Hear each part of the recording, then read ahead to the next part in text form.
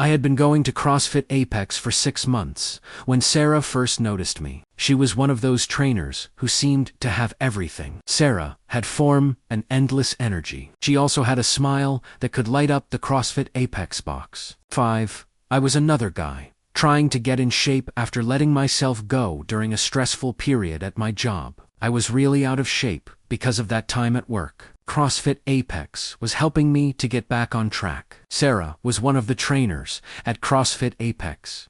The time she came up to me, I was having a tough time with She said to me, "You are getting better," and she showed me how to do the wrist flick. She told me that most people take a lot longer to figure out the rhythm of unders. What she said really meant something to me, especially since she was someone who could do 50 unders easily without even getting tired.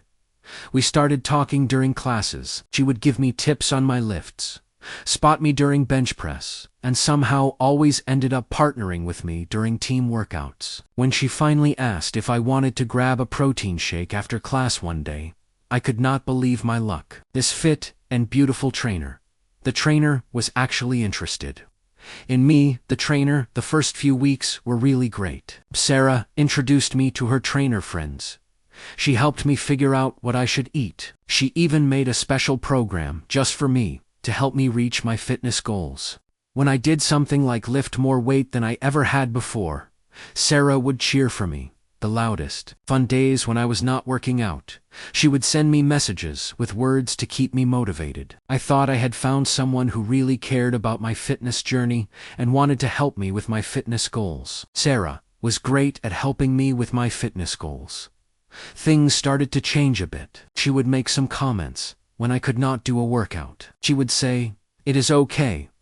Not everyone is built for this." Then, she would pat me on the shoulder. When her ex, a competitor, came to the gym, she spent the whole class talking about his lifts and comparing them to my lifts. I tried to ignore it because I thought that everyone has some problems, right? The thing is, my workouts and her ex's workouts were always being compared by her. She would always talk about how he was doing the workouts, and then look at me and my workouts.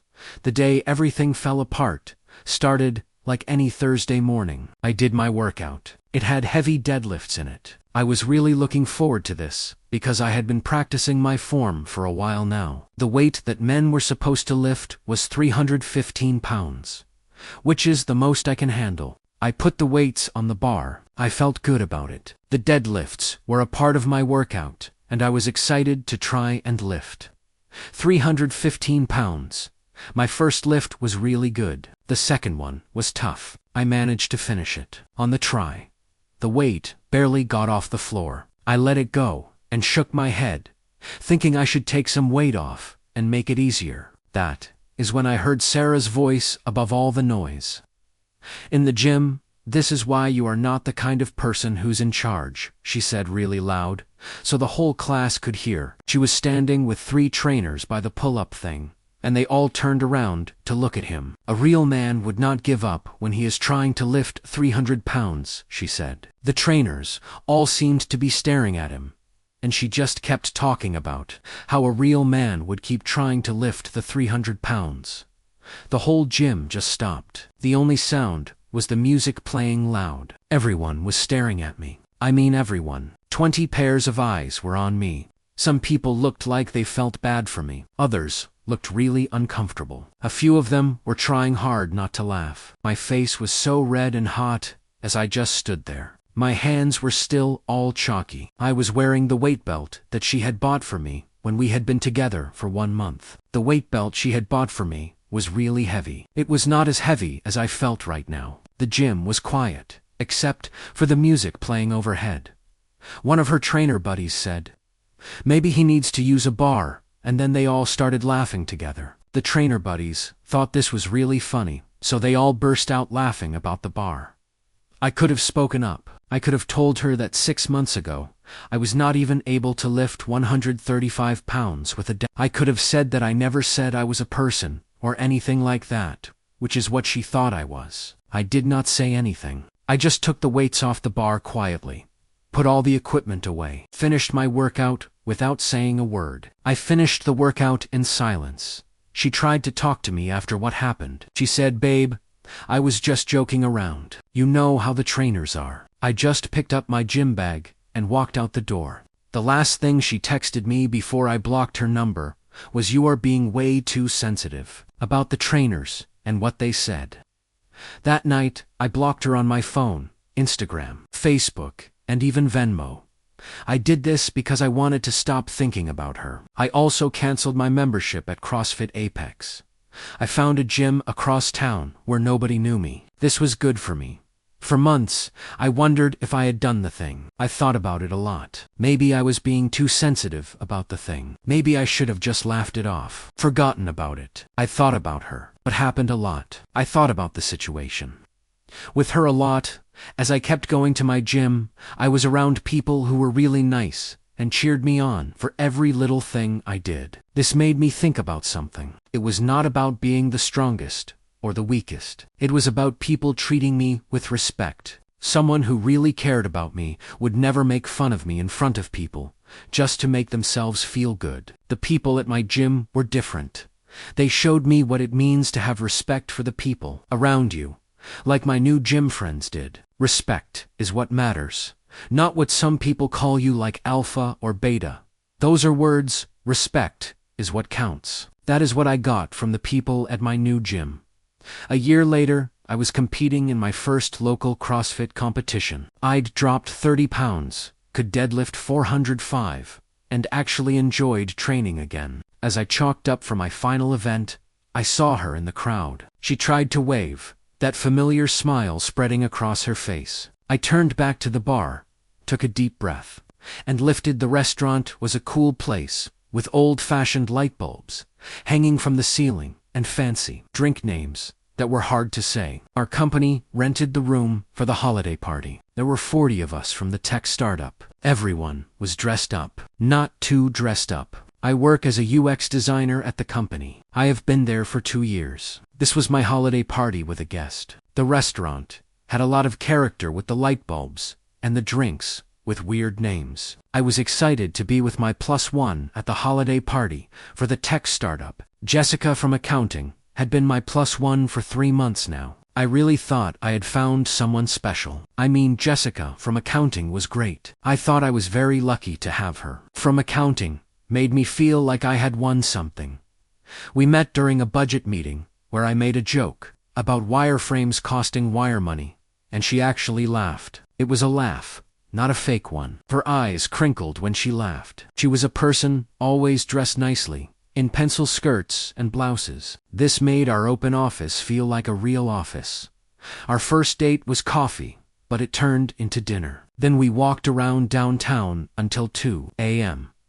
We talked about a lot of things like cryptocurrency and how much we both dislike cilantro. By the time we got to the month, we were already doing Sunday farmers markets together, and she had left a toothbrush at my place. This was pretty normal for a couple. She had also started doing this cute thing where she would send me jokes about Excel on Slack when she was in boring meetings. She would send me these Excel puns. It was something she did just to make me laugh. The party was going well at first. We had taken seats at the table with my team. A couple of developers, our project manager, the QA lead, and his wife. Jessica was really charming everyone. She was asking about their kids. She was remembering details from stories that I had told her about my team. When the waiter came around to take our drink orders, everyone was choosing the drinks: beer, wine, and sometimes bourbon. The party was still going well with my team, and Jessica was doing a job of talking to everyone, including the QA lead and his wife and the couple of developers. I saw this thing on the menu that was called a cranberry Moscow Mule. It had vodka and ginger beer and lime and cranberry juice in it. They serve it in one of those copper mugs. This drink sounded really good for a December evening. The cranberry Moscow Mule was something I wanted to try because it was December. It was getting cold outside. "I am going to order the cranberry Moscow Mule," I said to the waiter, and I was already thinking about that cool copper mug that I can take a picture of and post on Instagram. That is when Jessica's face changed. It did not happen in a way at first.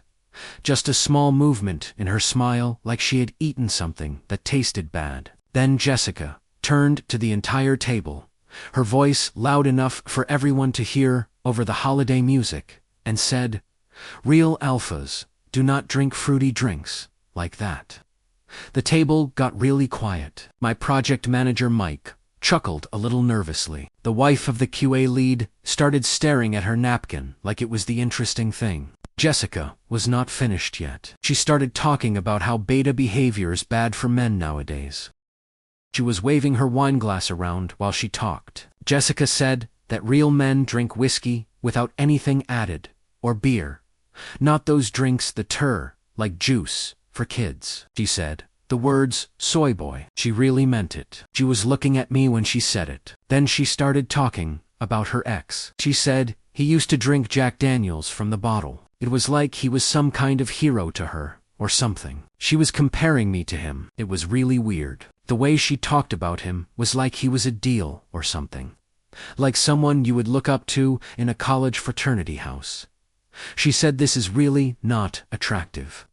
And she looked at everyone at the table. She was talking like she was trying to make a point about what it means to be a man. What is going to happen, she asked. Is the man going to order a salad? Is he going to carry a purse like a woman? This is the kind of thing I was talking about with my friends last week. The idea of masculinity, and what that means for men like him. The man and his masculinity is what I am talking about. Masculinity is an issue, and the man is not showing good masculinity.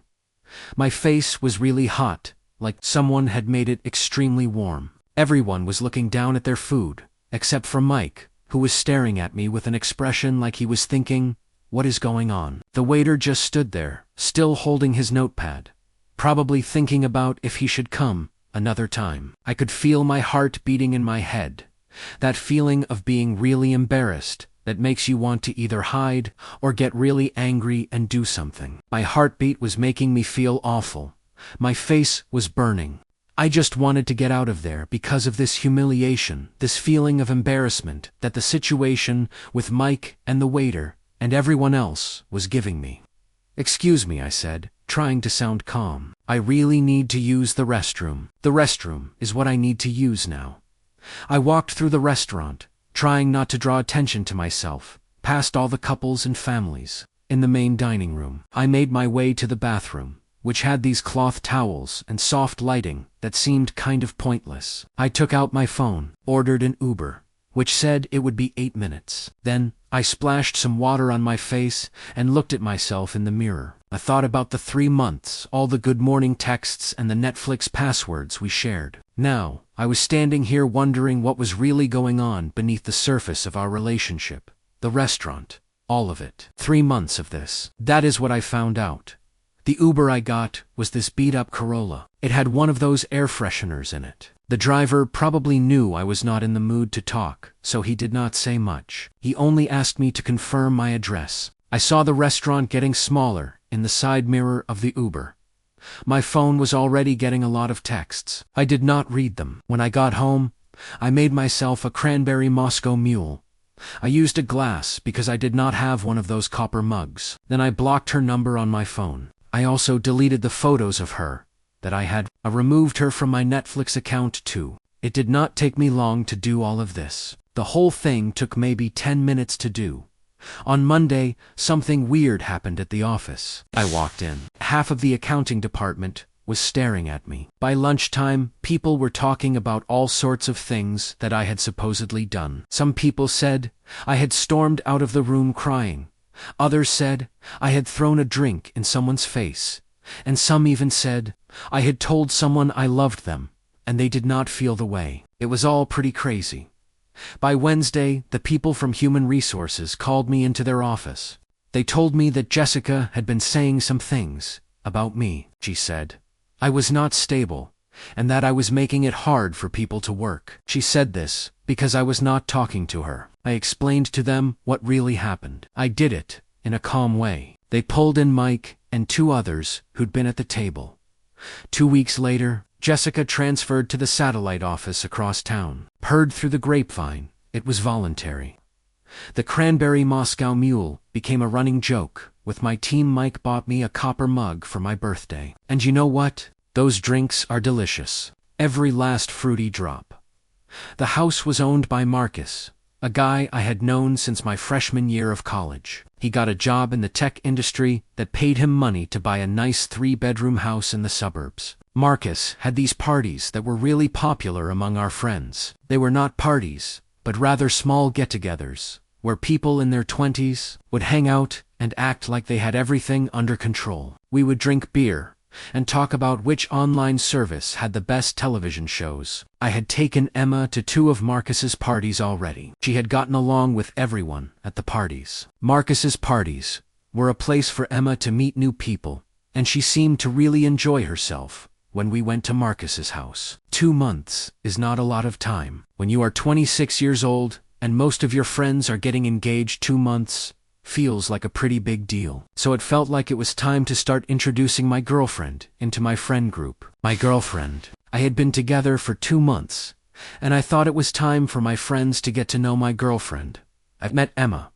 She was not like the people I normally go out with. She was really quiet, liked to read a lot. Emma worked for an organization where she wrote grants. She always had her nose in a book, some kind of fiction that I had never even heard of. We met on Hinge because we both liked coffee shops, and we both hated making small talk. Our first date was at this Vietnamese restaurant that not many people know about. We talked for 4 hours about all sorts of things. We talked about the things that scared us when we were kids. We even talked about what we thought happens after we die. She was really good at listening to people. She would lean in close, look at you with her green eyes. This made you feel like what you were saying was the important thing. When she laughed at my jokes, it felt like she really meant it. She even started leaving notes in my place when she stayed overnight. She would stick these notes on the mirror in the bathroom. They would say things like, "You're wonderful," or "Do not forget you have that presentation today.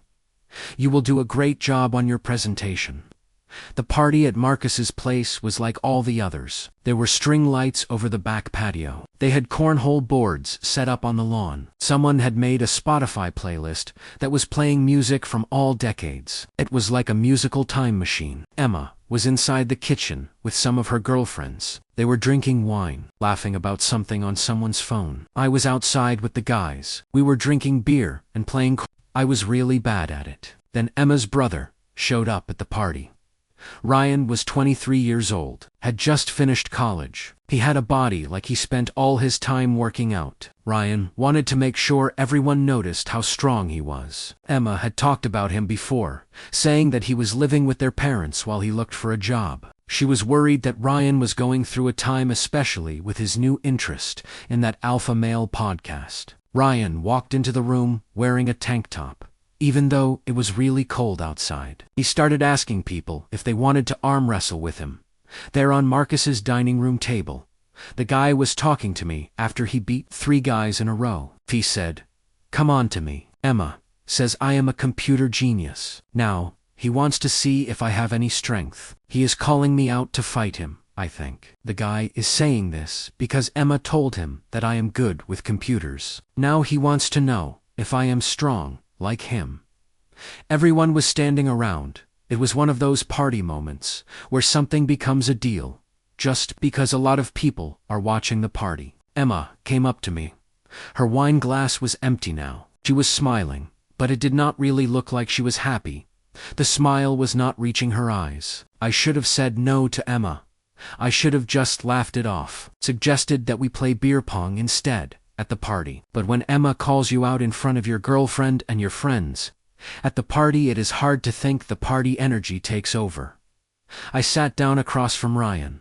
Someone came over, cleared the table of all the beer bottles and solo cups. We locked hands. I felt that his hands were really rough, probably because of all the tough CrossFit exercises he does every day. Marcus started counting down from 3. I gave it my all. I really did. My forearm started burning. I could feel the veins in my neck getting all swollen like you see in cartoons. Ryan was smiling, and he did not seem to be straining. He just let me struggle for a bit, about 10 seconds before he slammed my hand down on the table, so hard that the table actually shook. The room was filled with a mix of cheers and sad noises that people make when someone loses really badly. I just laughed and started to get up. I was going to get another beer and forget about what happened. That is when Emma said something. She spoke loudly, so everyone in the room could hear her. I really do not think I can go out with someone who's not even strong enough to beat my little brother. The person I date has to be stronger than my brother. That is just how it is. I mean, my little brother is not that strong, so the person I date should be able to beat him. If they cannot even do that, then I do not think we would be a match. The room was totally quiet. You know, that happens at parties where it feels like the music has even stopped. She was not kidding around. Her face looked really grossed out, like she had just figured out that she was with someone who was not good enough for her. Ryan actually looked like he felt bad. He said, "Emma, calm down." She kept going, and she turned to her friends and said, "I mean, what kind of man cannot even win a simple arm wrestling match? It is really embarrassing for me that I am with someone like that, a man who cannot even win an arm wrestle." I stood there for a second, and it felt like a really long time. Then I walked out of the house. I went through the kitchen, saw people looking at me with worried faces, but I just kept going out the front door to my car. My phone started ringing before I was on the main road. By the time I got home, I had a lot of messages on my phone, 47 to be exact. The messages said things like, "Baby, I am sorry, and you are being too sensitive, and please, just talk to me." And this is what I mean. A real man would not run away from his problems. I got messages that said, "Baby, I'm sorry," and also messages that said, "You're being dramatic." I even got messages that said, "Please just talk to me," and messages that said, "This is exactly what I mean. A real man wouldn't run away." I got 23 calls over the week. I did not answer one of the 23 calls. The 23 calls just kept coming. I ignored all of the 23 calls. The whole friend group just fell apart. Marcus sent me a message the day. He said, "What the hell was that?" I told him what happened. He agreed with me away. Most of the people we always hung out with felt the way as me. Some people thought I got too upset. They said it was a joke or that I should have stood up for her. After that, nobody was talking in the group chat anymore. People started having their get-togethers. Emma went to Marcus's place for a visit. Marcus said to her that she could not come in. Emma was not allowed to stay at Marcus's place. Marcus made it clear to Emma that she was not welcome at his home. 6 months have. Our group has changed. We are a group now with a tighter circle of friends. The people who are still with us are the ones who know that we must respect each other. They know that the person you are with should be the one who helps you the most, not the one who criticizes you the most. Marcus still has parties. I am still bad at when someone says we should arm wrestle, we all just laugh and talk about something else. Emma left some post-it notes behind. I kept one of them. It says, "You are wonderful." Sometimes I look at it and remember that even liars occasionally tell the truth. The steakhouse was what Melissa wanted. One of those restaurants where they bring out the meat on a cart. The waiter talks about each piece of meat like it is a person. I made the reservation for 4 people because I was a little nervous. I was finally going to meet Chelsea, who's Melissa's best friend. I had heard a lot about Chelsea over the 4 months. Melissa said that it was very important for Chelsea to like me. The steakhouse and meeting Chelsea were deals. To Melissa, these 2 people had been friends for a long time, since they were in high school. They were so close that they could finish each other's sentences. The friendship was special because they had jokes that only they understood, and these jokes had been around for decades. They had a lot of fun together. School was a great time for the friendship to grow. The friendship between these 2 people was very strong. It was easy to see that friendship was important to them. I spent 4 months with Melissa. It was really great. She works as a marketing director at a company in the city. She always looks amazing. You know, the kind of woman who makes you want to dress. We met at a friend's art show. We both had no idea what the weird sculptures were about. Melissa has this laugh that makes you laugh too, and when she talks to you, you feel like you are the only person around. I really like the way Melissa makes me feel when we are together. Our relationship had progressed naturally. We started with coffee dates. Then the coffee dates turned into dinners. After that, The dinners turned into weekends away. She had even given me a drawer at her place. This felt like a step for both of us. The relationship was moving forward. This was a good thing for our relationship. Chelsea and her boyfriend Derek were already sitting down when we got there. My first thought was that she looked a lot like Melissa. She had a dress on, and her makeup was perfect. Her nails they made a clicking sound when she touched her wine glass. Derek looked like a model from a magazine for men who like to work out. He had a jaw and a really expensive watch on his wrist. The watch was a Rolex. It probably cost more than my car. He stood up to shake my hand. His handshake was firm. He seemed like a guy. Chelsea and her boyfriend Derek were nice to talk to. Derek had a face, and he was easy to talk to. The dinner was going great. I was really getting along with Derek, because we both love Formula One racing. At the time, Melissa and Chelsea were talking about work stuff. We had a lot of wine. The appetizers were really good. I was starting to feel okay. Maybe this dinner would be better than I thought. Derek works with real estate, and he just did a really big deal. But he was not talking about it much. He was just answering my questions, and he seemed really excited about it. Formula One racing is something that Derek and I both like. Then the check came. The waiter put the bill in the middle of the table. You know that moment, when everyone acts like they do not see it. The total was a lot of money. We had ordered wine, appetizers, and expensive meat. I did some math in my head. If we split the bill 4 ways, that would be okay. Derek and I could split the bill just between us. That is what normal couples do when they are out eating. Should we split this? I said, reaching for my wallet. Or Derek and I can pay for it, I added, looking at Derek. Melissa's laugh was really loud in the restaurant. It was not her laugh. It was mean. Oh my God, are you serious? She said. An alpha would never say, let us split the bill. The table went quiet. Chelsea raised an eyebrow at me. Derek shifted uncomfortably in his seat. I felt my face getting really hot. You know that feeling when everyone is staring at you, and you do not know what to say. Chelsea and Derek were looking at me. I was being humiliated in front of them. It was very embarrassing. The table was still quiet. Chelsea and Derek were waiting for me to say something. I just thought, I said to myself. Then I stopped talking. I just thought, that is what I was going to say. No, Melissa said, looking at Chelsea like she did not believe what was being said. Can you really think about it? Someone saying, hey, let's split the check, is just not something that happens with people like us. It is what you would expect from kids in college who go to Applebee's. She pointed to Derek. Derek is a man. He would never make Chelsea feel bad by saying they should split something. Derek takes care of things. For Chelsea, that is what men like Derek do for the people they care about, like Chelsea.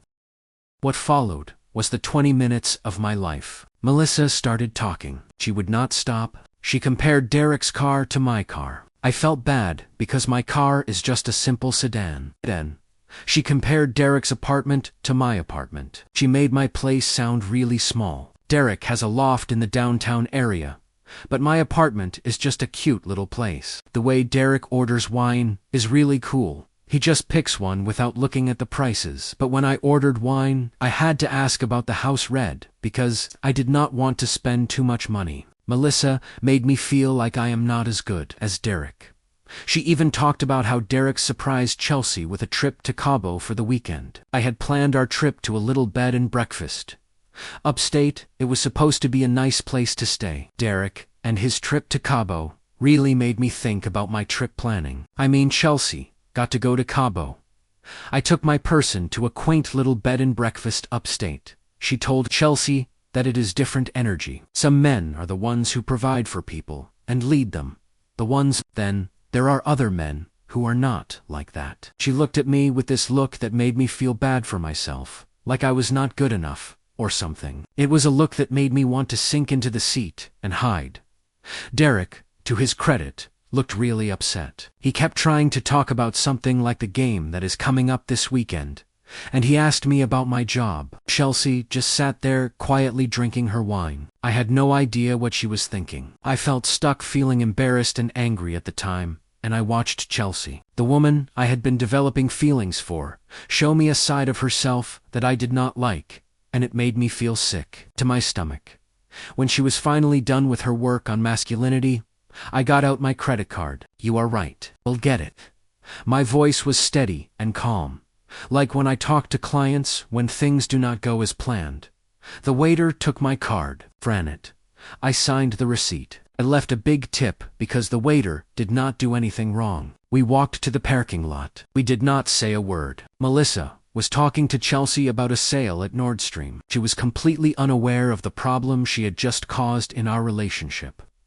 With what she said, the drive to her place took 20 minutes. She spent the time looking at her phone. I was trying to deal with the traffic on Saturday night. When we got to her building, I stopped the car, put it in park. Then, she leaned over to kiss me. I turned my head away from her.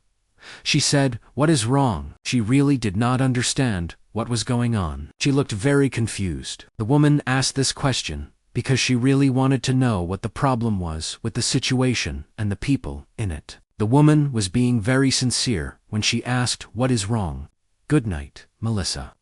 She got really upset, grabbed her purse, and slammed the door shut. I stood there, watched her walk into her building. I waited until the door closed behind her. Then I got in my car, drove home. When I stopped at the red light, I took out my phone and blocked her number. At the red light, I deleted all the photos of us that were on my phone. It was crazy how fast I was able to get rid of all the reminders of her. By the time I got home, I had erased everything that reminded me of the past 4 months with her, and it only took me a short drive across town to do it. I had basically erased for months of my life. The messages started coming in within an hour. They were coming from her iPad and her work email, and even LinkedIn. I decided to block all of them. I also changed the password for my Netflix account. I packed up the things that she had left at my place. Then, I had those things delivered to her office on Monday morning. 2 weeks later, I received a message on Facebook from Chelsea. She wrote a long apology about what happened that night. Chelsea said she was extremely embarrassed. She had tried to talk to Melissa about it afterwards, but it ended up turning into a big argument. Then Chelsea told me something that really surprised me. This was something Melissa did all the time. Melissa had done the thing to the last 3 guys she dated. Melissa would compare them, humiliate them, and she was obsessed with being the alpha. Chelsea was so tired of seeing Melissa do this to people. Chelsea was tired of losing respect for her best friend. Melissa, I thanked her for reaching out. Said, I appreciated the honesty. We didn't become friends or anything dramatic like that, but it helped, knowing I wasn't crazy, that what happened that night wasn't normal or acceptable. Sometimes the best thing you can do for yourself is recognize when someone shows you who they really are and believe them the first time.